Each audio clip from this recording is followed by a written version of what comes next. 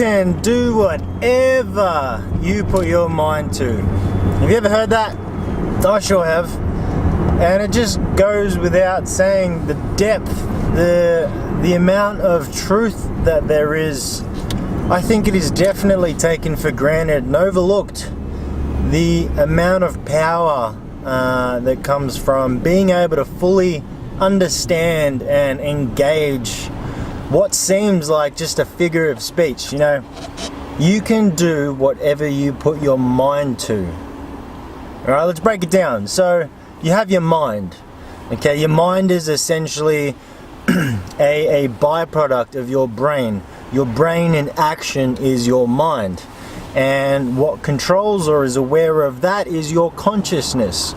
Your consciousness and ability or will to have some sense of conscious control to activate the mind that is being occupied in a physical matter called the brain. Now, how do we put our mind to something to get a result, a desire, or an outcome? There's a thing called attention, or let's just call it consciousness for now. A lot of us are on autopilot from every single day. We do the same thing, wake up same time, go to the same route to work, eat the same food, think the same thoughts, feel the same emotions, and this is called subconscious. Now, not a lot of the time we're making changes in our life that are, let's say, different with our actual will, because being conscious, it's time and energy consuming, and at times not a lot of people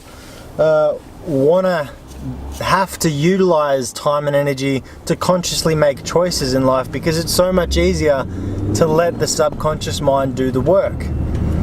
Now, if you're not happy and you want a certain outcome and it's not coming because you're somehow living in the past with old emotions, old memories, your attention is not what you want. It's not on the thing in the future. You're not essentially putting your mind to the very thing that you desire. You're still living inside your body with the old emotions and, I guess, neurochemical residue, if you will. So how do we get past this? How do we get that attention to focus on the future?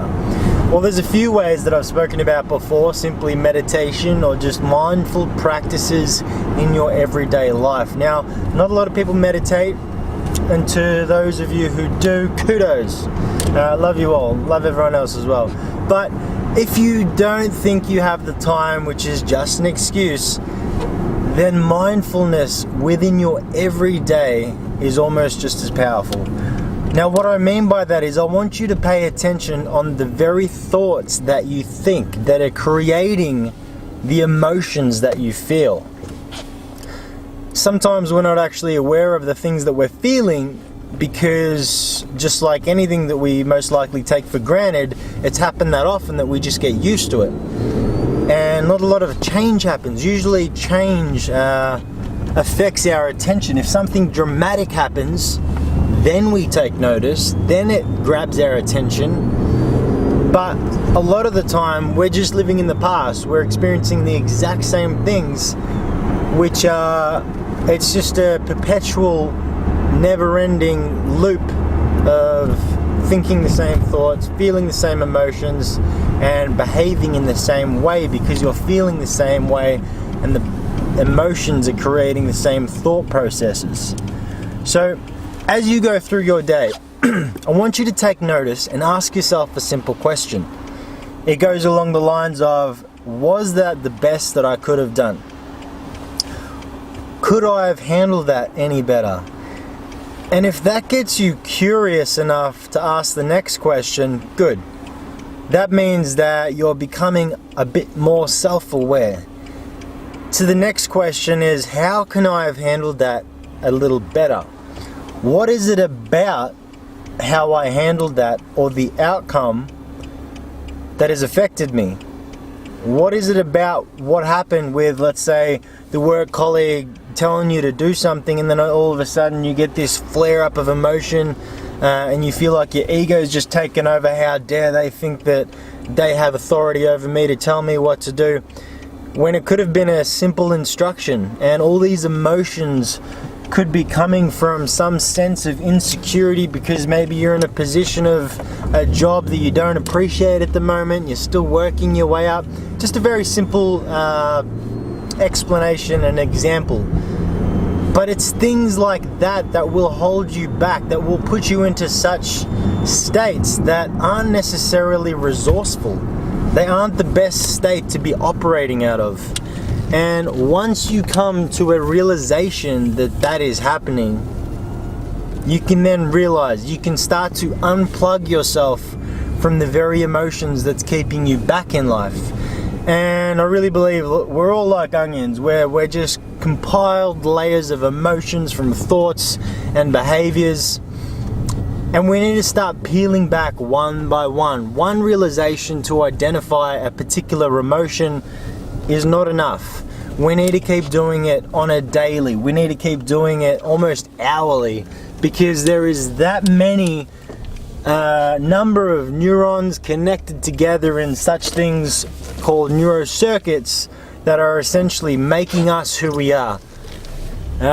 However old you are, you've gone through so many years of developing, so you have that many years of neurochemical circuitry bonding together on a daily basis. Essentially, you're made up of just a bunch of patterns. That's who you are. That is your personality.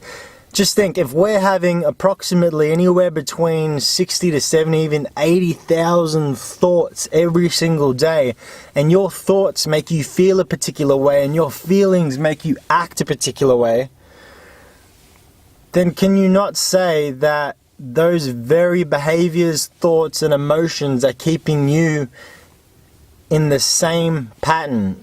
Isn't the definition of insanity hoping for a different outcome, doing the same thing?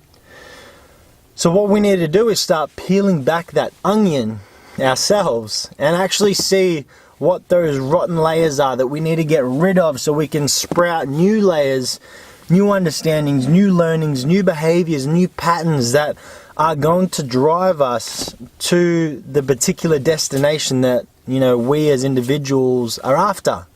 We've definitely got similar patterns of thinking in the way of, we all want to be happy, we all want to have a secure future, we all want particular things, but every single individual has their own particular needs. And I want you to go after that, because that's what's going to drive the emotion and power. It's going to give power to the drive that you have to do these particular things, such as being mindful in the day.